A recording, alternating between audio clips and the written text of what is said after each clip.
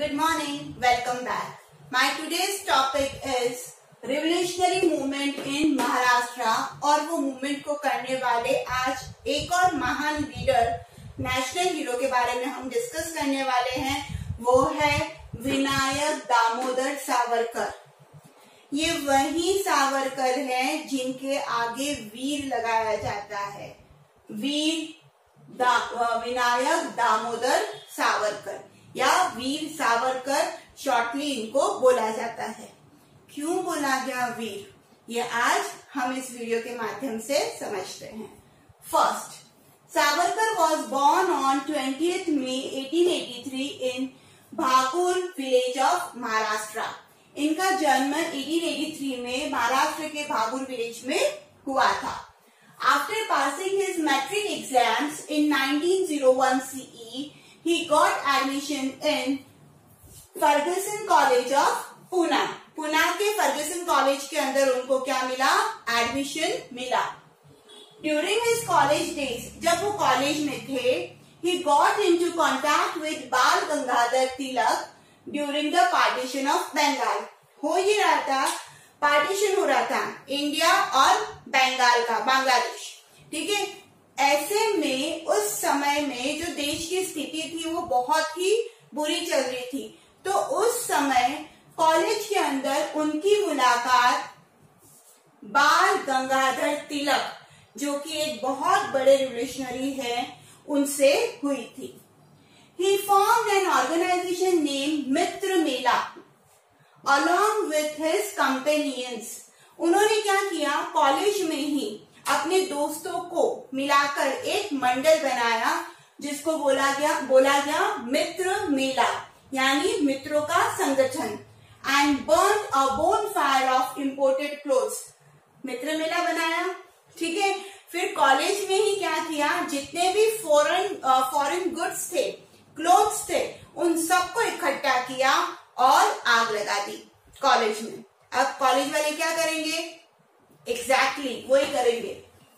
Due to this incident he was rusticated from the college. उनको college से क्या कर दिया गया? रेस्टिकेट कर दिया गया। He was the only revolutionary to whom the British government had given life imprisonment for 2 times। ये इंडिया के ही नहीं बल्कि ऑल ओवर वर्ल्ड के पहले ऐसे क्रांतिकारी थे, या मैं बोल सकती हूँ है, जिनको ब्रिटिश गवर्नमेंट ने 2 बार आजीवन कारावास की सजा दी। आजीवन कारावास मतलब क्या? आपको जेल में रहना है, सेल्युलर जेल के अंदर रहना है, और जब तक मृत्यु नहीं आ जाती तब तक रहना है।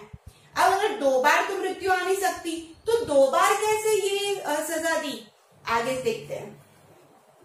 He wrote a book।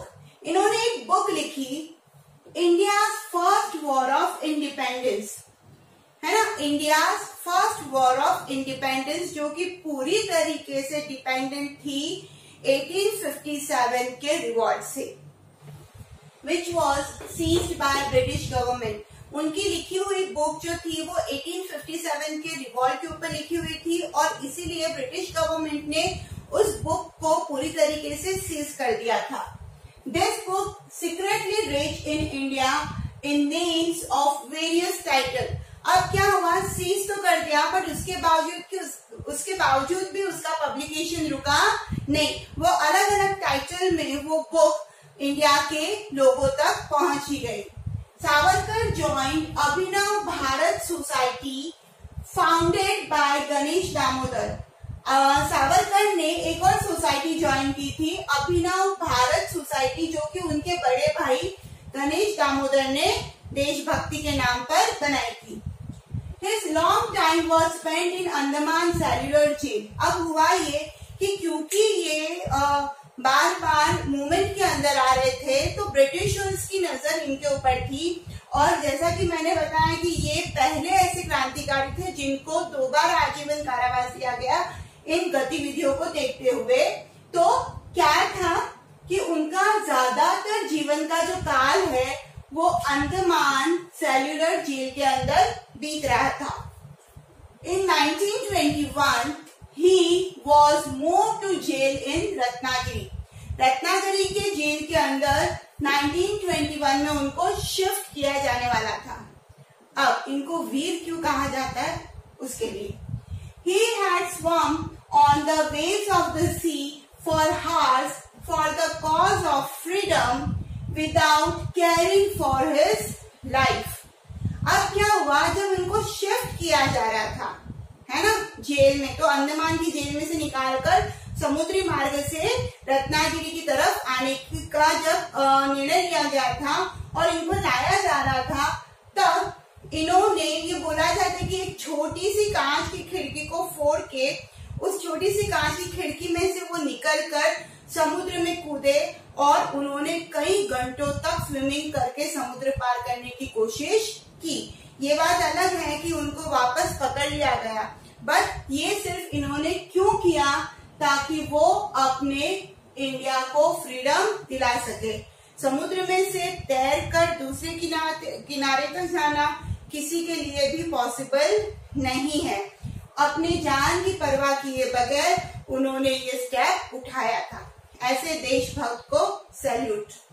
Even after severe torture, उनको बहुत टॉर्चर किया गया, फिर भी उनके दिल से देशभक्ति नहीं निकाल पाए। इन 1907 में काफी डिमांड के साथ उनको he was released from jail on the condition, उनको जेल से रिलीज किया गया शर्त देकर। कौन सी शर्तें? 2 शर्तें। he would neither leave the Ratnagiri, पहला कि वो रत्नागिरी को छोड़ के कहीं भी नहीं जाएंगे, और दूसरा nor have any movement with politics, और ना ही वो कोई ऐसा मूवमेंट करेंगे जो कि ब्रिटिश गवर्नमेंट के खिलाफ हो। अब पूरी स्टोरी समझने के बाद क्या आपको नहीं लगता कि इनको जो ये टाइटल दिया गया है वीर, वो कितना सही है ना? आप ये स्टोरी एक बार खुद अपने आप को सुनाइए और हो सके तो अपने मेंबर्स, फैमिली मेंबर्स को सुनाइए, ताकि ये आपको बहुत अच्छे से लर्न हो सके। आई होप वीडियो क्लियर हो गया होगा, पसंद आया होगा तो लाइक करिए, कमेंट करिए। Thank you.